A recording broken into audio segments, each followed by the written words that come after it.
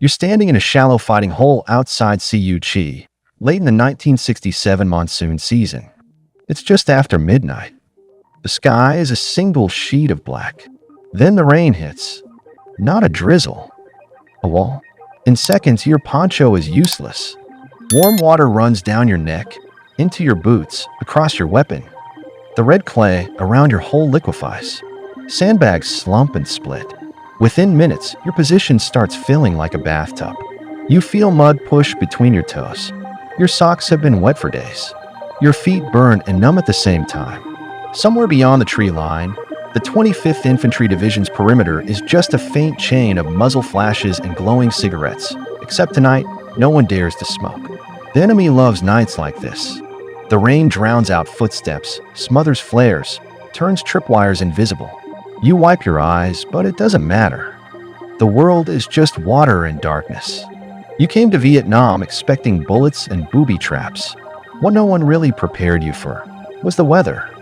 When people picture the Vietnam War, they usually imagine firefights in the jungle, helicopters over rice paddies, and ambushes on narrow trails. What most people don't realize is that for many Americans, the single most constant enemy wasn't a person at all. It was the climate. South Vietnam's lowlands averaged around 2,000 millimeters, nearly 80 inches, of rain a year, with as much as 80 to 90% of that falling in the wet season. Veterans often said there were really only two seasons, hot and wet, and hotter and wetter. Monsoon storms could pound an area for days without a break. The so-called dry months didn't bring relief, just relentless heat, stifling humidity, dust, and choking haze. And here's the part almost nobody talks about. Disease and weather-related injuries sometimes rivaled combat in taking men out of the fight. In 1965, malaria alone caused roughly as many U.S. hospitalizations as battle wounds, hitting frontline infantry units the hardest. In this tour, you're not just fighting the Viet Cong or the NVA. You're fighting monsoon rain, crushing heat, choking mud, and bone-deep cold, one continuous journey from the paddies around Khe to the fog-shrouded hills near Khe Sanh. By late 1967, you stopped asking if you'll get wet. You only ask how fast. It's the southwest monsoon. From May to November, storms roll in almost every afternoon across the southern lowlands. In places, annual rainfall climbs past 1,500 to 2,000 millimeters, dumping most of it in just a few months. For grunts in the 25th Infantry Division around Khe or the 9th Infantry Division in the Mekong Delta, that means one thing: you are soaked day and night. The rain doesn't fall, it hammers. Foxholes collapse. Bunkers leak. Sandbags rot and burst. Your rifle needs constant cleaning to keep rust from forming overnight. One veteran remembered monsoon rains coming nightly and sometimes lasting for days without let up. You got used to being wet and prayed for sunshine just to dry out. Medics start seeing trench foot and immersion foot, skin peeling, raw, and white after being submerged for days.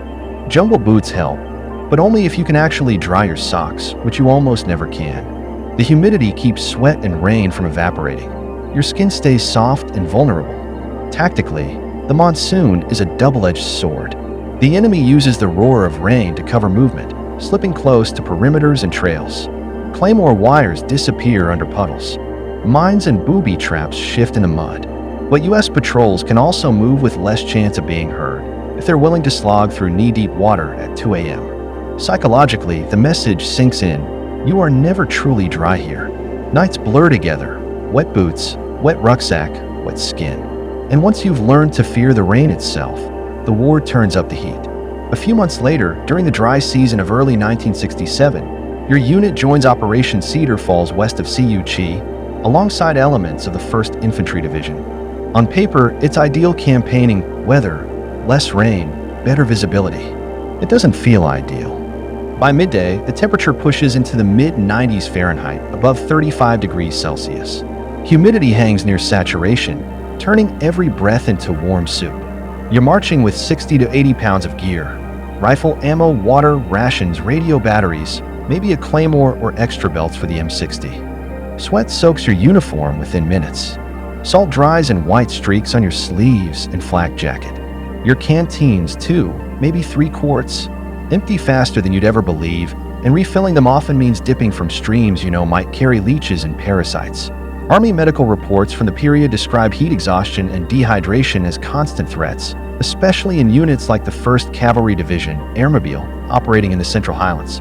An Army medic in 1968 recalled treating men who simply collapsed on the march, confused and barely able to speak, a mix of heat stroke, lack of water, and sheer exhaustion. What most people don't realize is that on some operations, heat casualties temporarily rivaled combat losses in the daily medical logs. Commanders had to plan patrol distances, helicopter insertions, and resupply points around how far human bodies could go in that furnace, not just where the enemy might be. The psychological effect is subtle but brutal. The jungle feels like it's crushing you from the inside out. You start rationing sips of water. You move slower, think slower. Every hill you climb feels like it's trying to kill you. And just when you adapt to that baking, airless heat, the sky opens again, this time turning the battlefield into something even more treacherous. By 1968, you've rotated through the Mekong Delta with elements of the 9th Infantry Division, fighting in a landscape that seems to be made of nothing but water and mud. In the wet season, rice paddies merge into brown lakes.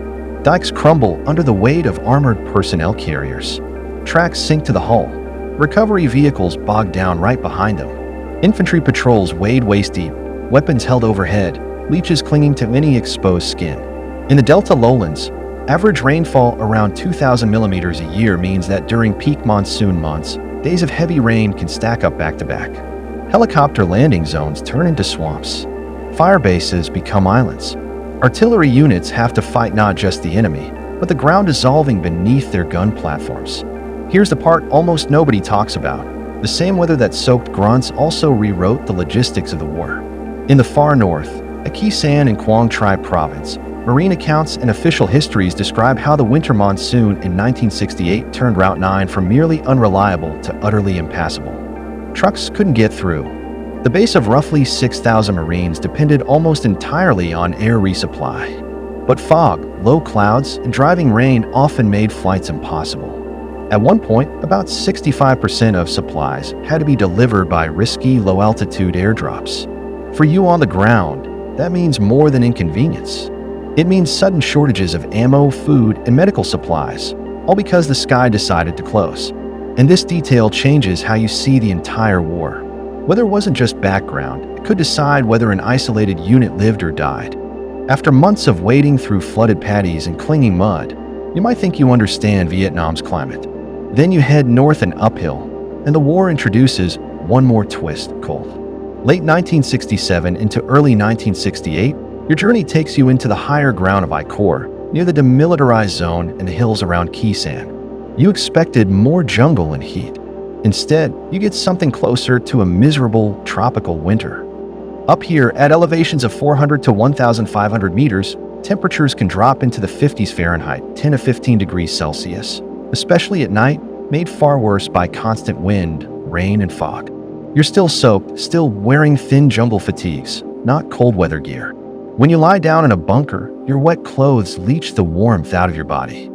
Marine accounts of the Battle of Khe Sanh from January to July 1968 describe weeks where thick fog and low, gray cloud covered the base until nearly midday, grounding aircraft and trapping the 26th Marine Regiment and supporting units under siege.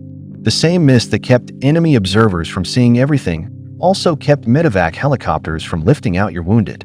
An oral history from a Marine at Khe Sanh recalled waking up with ice on his poncho liner, shivering inside a damp bunker while artillery shook the red clay walls. The cold wasn't Arctic, but was unrelenting, seeping into joints already battered by weeks of patrols and sleepless nights. Psychologically, it's suffocating. The fog erases distance. You can't see more than a few dozen meters. You know, there are thousands of North Vietnamese soldiers out there, but most days you see only gray. Every incoming round feels closer. Every delay in resupply feels longer. You've now experienced all of Vietnam's extremes: steaming heat, drowning rain, thick mud, and numbing cold, often in the span of a single year. And somewhere in the background, planners are trying something even stranger, using the weather itself as a weapon. By the late 1960s, the U.S. military was studying and even attempting limited weather modification, operations like Project Popeye, which tried to extend the monsoon over parts of Laos and North Vietnam by cloud seeding to disrupt enemy movement along the Ho Chi Minh Trail. The idea only made sense because everyone on the ground already knew. Weather could be as deadly as any artillery barrage. For you, the individual soldier, it all blurs together. Monsoon nights where you can't remember the last time your feet were dry. Dry season marches where the heat steals your breath and leaves men unconscious in the dust. Flooded paddies that swallow vehicles whole. Hilltop outposts where cold rain and fog turn every bunker into a damp oubliette. The bullets, rockets, and booby traps were obvious threats. The brutal weather of Vietnam was different.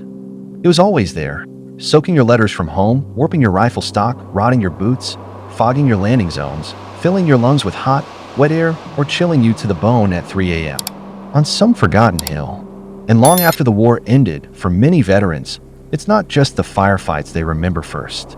It's the feel of the air, the rain, the heat, the mud, and the cold that never quite let them go.